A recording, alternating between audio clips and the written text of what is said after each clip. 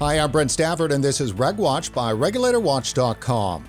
Joining us today for a quick reaction to Canada's new federal excise tax on nicotine vaping products is Clive Bates, tobacco control policy expert and former director of Action on Smoking and Health UK. Clive, thanks for coming back on the show. Great to join you, Brent. Always a pleasure. So this new federal excise tax just went into effect October 1st. There's still a bunch of pain and anguish to go as it gets fully implemented. What are your thoughts top line on it? It's a really bad idea from a public health point of view. We know that vaping and smoking are linked as economic substitutes. So as the demand for one goes up, the demand for the other goes down. As the price for one goes up, the demand for the other goes up. So it's no mystery, it should be no mystery that imposing a tax on vaping will increase cigarette smoking. And that will have, therefore, a negative effect on health. So why Health Canada or the Canadian authorities have decided that this is a good idea is beyond me. It will just lead to more smoking, more illness, more death, more costs, more loss of productivity. One of the things that the numbers bear out a bit is that in a short period of time, it could literally gut the entire infrastructure of the Canadian vaping industry. So maybe that might be an outcome they're looking for. Well, depending on the level of the tax, if it's really punitive, it will render vaping products uncompetitive relative to cigarettes or other nicotine products. And if it does that, of course, those businesses will fail and there will be nothing left. One of the key arguments that people have in practical terms, forget public health, is that switching to vaping saves them a lot of money. Okay, so they're not going to give up on that. What will happen is that the respectable vaping companies and vaping stores will withdraw because the business model is no longer viable.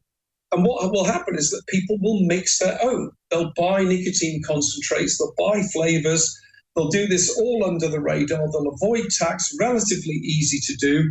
And lo and behold, we'll have a black market in what used to be good vaping products, good legal vaping products.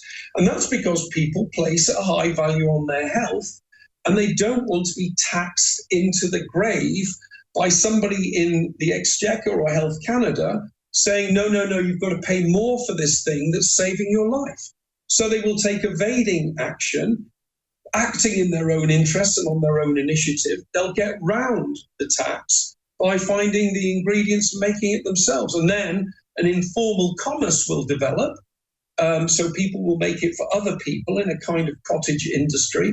And before you know it, the established vaping infrastructure will be gone and there will be a black market instead. It seems to me that, well, take sales tax, for instance. Everybody's used to sales tax. Some provinces have sales taxes specifically on vaping products, but an excise tax, well, that's a sin tax.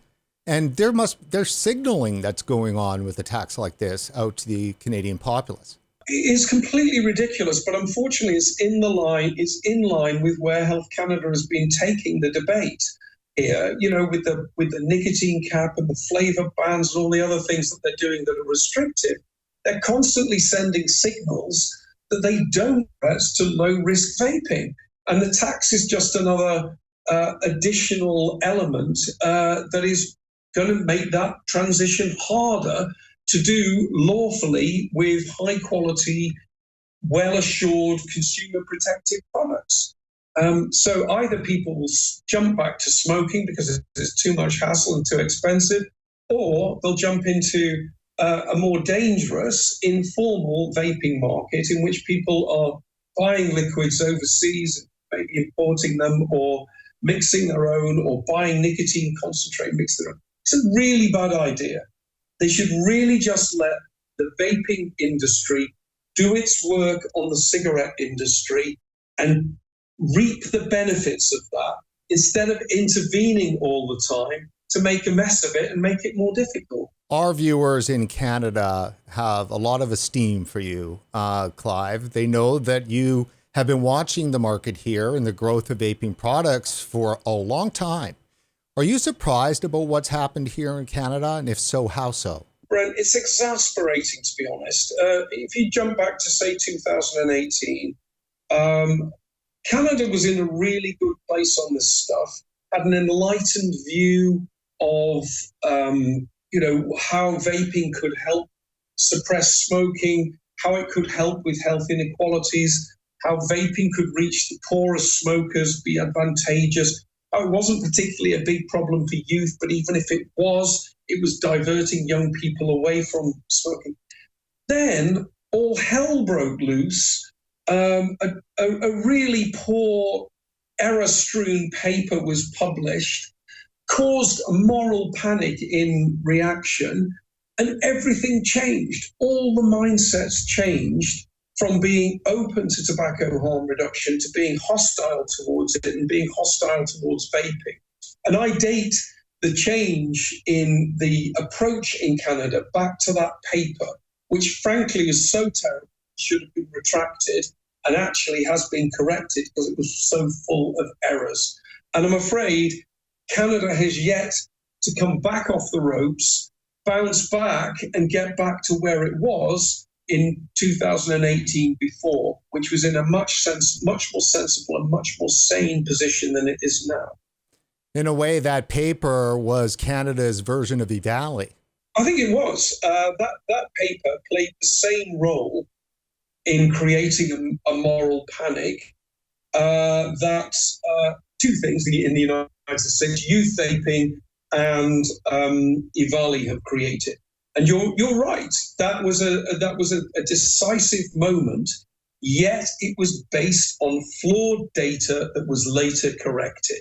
And I think Canadians should feel very let down by the academics that did that and the impact that it has had on the public health and tobacco control trajectory that has been followed ever since. The thing about that paper that struck really hard was the fact that it basically said after vaping became legal in Canada, that teen smoking went up. Yeah, that was the problem. Yeah, I remember when I first heard that, I'm like, oh my God, that really is bad if that is actually what's happened. Of course, it's not what happened. Teen smoking fell quite dramatically. But the kind of, you're going to have the vaping and you're going to have even more smoking played into this sort of gateway effect, moral panic narrative. And, the rest is history. It changed the thinking in Canada once and for all. And unfortunately, even though the paper was corrected and the claim was withdrawn, the change, there was no change in the policy mindset that followed that. It's interesting, Clive, that we just came off a discussion on the United States, which is out there. You guys go take a look for it.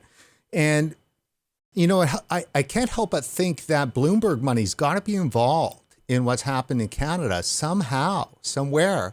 But I don't know of any evidence of that. And I've not heard that in any credible manner. But boy, it certainly feels like that type of influence is going on here.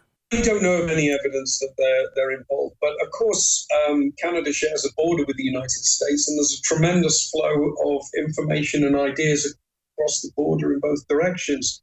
And I suspect what's happened is that the Canadian institutions like Canadian Cancer Society and some of the other activist organizations have just bought in to the moral panic narrative and the mindset that's been created in the United States about this, just because of the overwhelming volume of, distorted science, advocacy pitches, the way a strong narrative is being created around flavored vaping products. And they've gone, well, yes, we're in the same situation. We'll have some of that. And they have the same kind of conflicts. There wouldn't be any of these people wouldn't have jobs if nicotine vaping was harmless. Ultimately, they have to make nicotine vaping a problem, and the United States have shown them how to do that. So I suspect they're borrowing ideas rather than relying on money, but I have no specific knowledge of the funding arrangements. What's your advice to, vaping consumers in Canada that are about to face this tax? To vaping consumers, I say, look, be patient. Keep making your case, keep telling your story, keep explaining what it means for you, what it's meant for your family, what you know about other people, how it's playing out in the community, often with the poorest and most disadvantaged people. When you describe what actually happens in practice, it cuts through in a way that politicians can understand, in a way that 1,000 graphs and odds ratios and statistical calculations don't. And you've got to remember that the statistics is behind you as well. It's just harder to explain.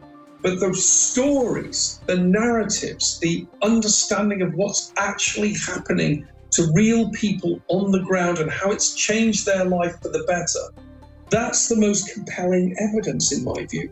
Now, people will dismiss it as anecdotes, but when you have 1,000, 10,000 anecdotes, that's evidence. That's people telling you that this works where none else did. And really, public health people should be capable and willing and curious enough to listen to that and act accordingly. And maybe one day they will.